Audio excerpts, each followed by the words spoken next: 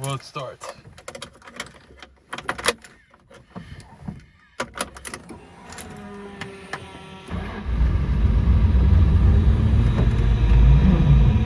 And it starts. Kind of.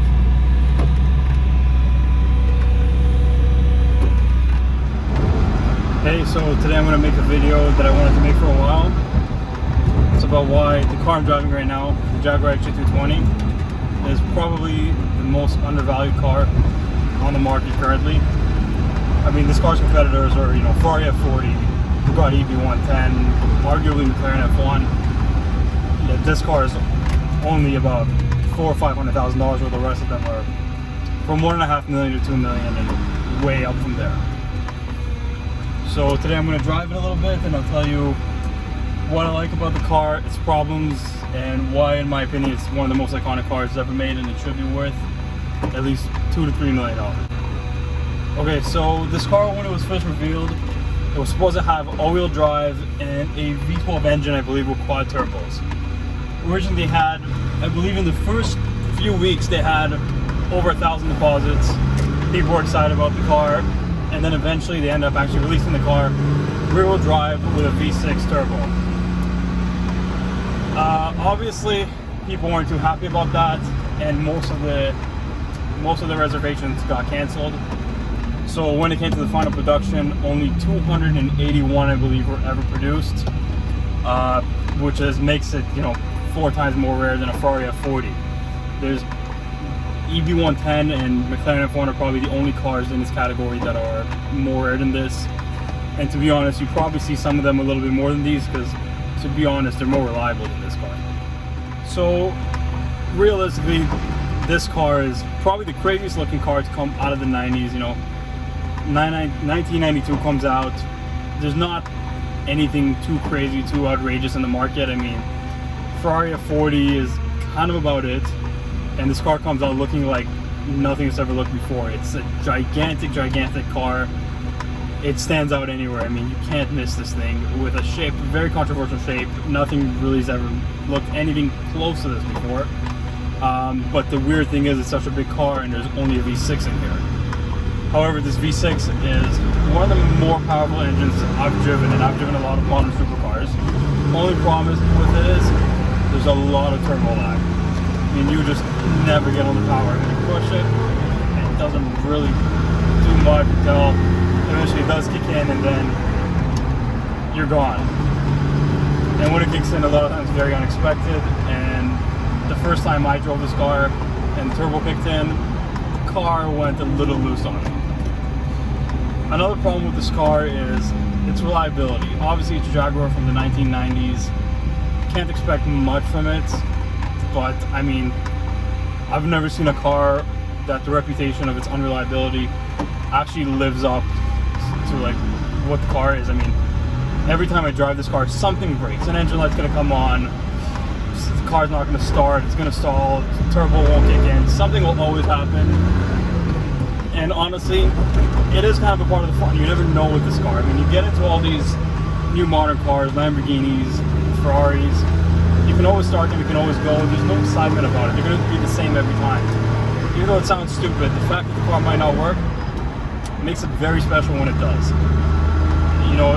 The reason you never see these driving around, and you do see F40s and stuff, because people just never have them working. It doesn't matter how much money you dump into these cars to put on service, they decide whether they want to work or not. So people usually don't even try to take them out in the first place, because they just assume something's gonna go wrong, and nobody really wants to be stuck on the side of the highway.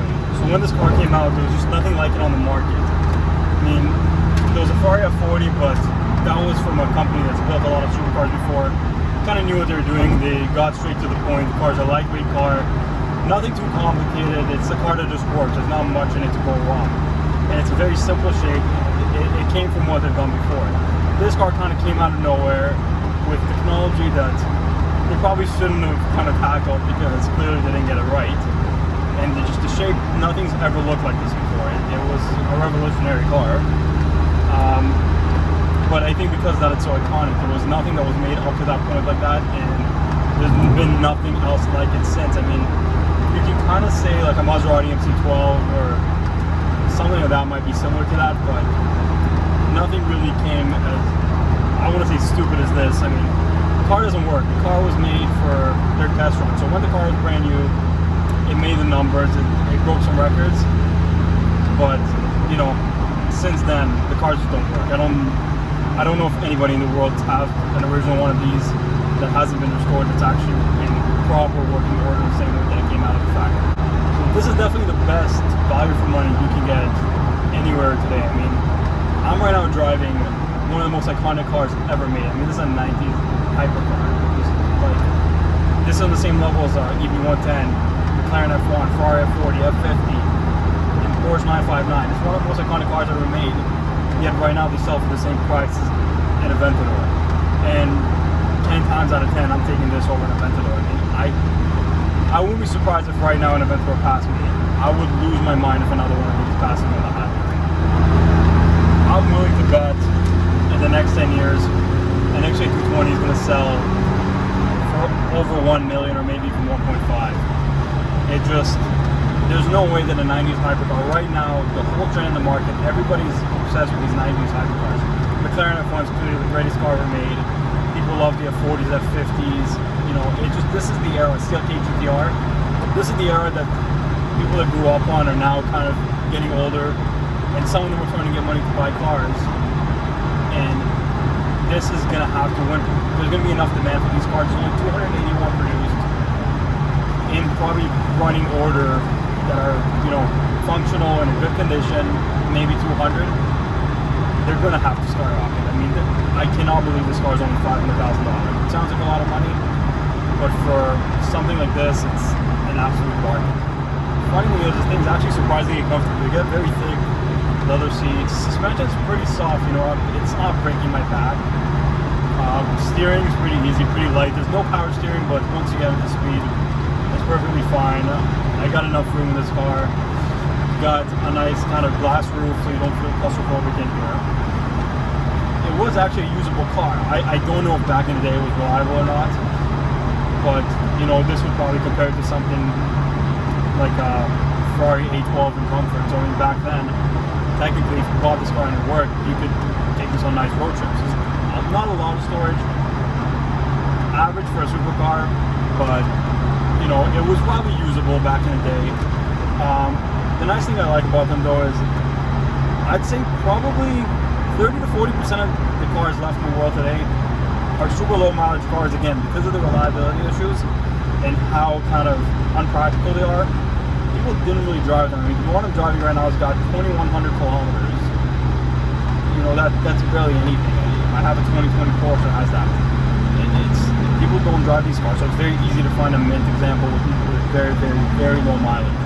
And I actually can't believe how normal it kind of feels to drive. I just realized that I'm noticing some people freaking out around me, and I completely forgot on something that looks like it came from outer space. I started seeing people passing me and freaking out and, you know, laughing, smiling, giving thumbs up. For me in here, it's a big car, but it actually feels pretty comfortable. It's not too loud. It's, you know, because the small engine, it's all turbo. The only thing this thing really sounds like is a tractor. It doesn't sound like a supercar, so you kind of forget you're in something this special. This downshift will do a little pull. Turbo's gonna kick in. See, turbos don't kick in. You just don't. This time they don't even spool. When we first picked the car up, it just made clunky noises. You just like, you get a lot more rewarded when this car actually works and you get to properly enjoy it the way it's supposed to be. But I'd say a solid 75% of the time, you're not going to get much out of this car. It is driving fine, but there's like no power coming out. I think it's because the gas is a few months old. We're probably going to finish this gas tank, fill up a new gas tank. Plus this car is due for service, so we're going to actually go get that done right now. But yeah, I mean, even when you don't get the power, you're still driving something very special. You know? And I never thought in my life I'd be able to just drive a Jaguar XJ220 and kind of get very comfortable with it. You know, you feel very special being in this car. I just can't believe this thing is the same price as an Aventador or a new 812. This thing is just, you're driving a part of history here. this is a car that you read about for years, you see videos of, and to be honest, because this car came out in the 90s, there's not much content out there, like social media content. There's some probably magazine prints and stuff, but you search up XJ220 on YouTube, and not a lot of people get to drive these cars. And by the time YouTube came out, most of these cars were just hitting the collections where they would never get driven. So nobody really got the opportunity to take one out and really see what it's like. It's a shame that a lot of people growing up today are not really going to know what these cars are all about. They're only going to know the new cars that are kind of boring, with the paddle shifters and stuff. Something like this is a lot more exciting. It just, nothing like this will ever be made again. It's part of history. Here's a nice little view. Dash. It says I'm going 130. It's probably wrong. I don't know. My RPMs are probably wrong. Just like me, I'm afraid to turn the radio on because the car might die. It's funny. You drive this car and you're gonna feel lucky if it doesn't blow up. I'm not gonna lie. I had several times where I've been driving it and I have my seal belt off, just because I felt like you never know. Something might catch fire. We put some gas in it and it wasn't going fully in, and these cars are kind of notorious for having some major issues. A lot of times when I drive it, you actually see smoke coming out of the engine bay a little bit. Nothing major, but keeps you on your toes. So definitely one of the crazier shapes in any supercar ever made. This thing is absolutely massive. Look at it compared to a Ferrari 812, which is a pretty big car with a pretty long hood, but this thing is like a school bus next to it, and also an Aventador next to it, which is also a massive supercar. This thing is way bigger and just crazy shape, super low. You could get this car with 2 wheels. There's the black BBSs, or you can get these high-speed wheels, which are actually matching the paint of the car. As you can see, there's clearly enough space here for a V12, but only a V6 was put in here for the final production model. Another stupid thing with this car, you try to open the door, this is about all it opens, and you gotta squeeze into here. So it's a very, very, very tough car to get in and out of. Kind of nice, thick leather interior. Obviously, we gotta have the car plugged in because this thing will die in about like 2 or 3 days if it's not plugged in. The back is absolutely mental. I mean, you can see through the grille, and if you look underneath the car, there's like a fin. Kind of looks like a boat, and you can see underneath the whole car. But yeah, this car is just absolutely insane. I can't believe something that looks like this is only worth about $400,000 to $500,000.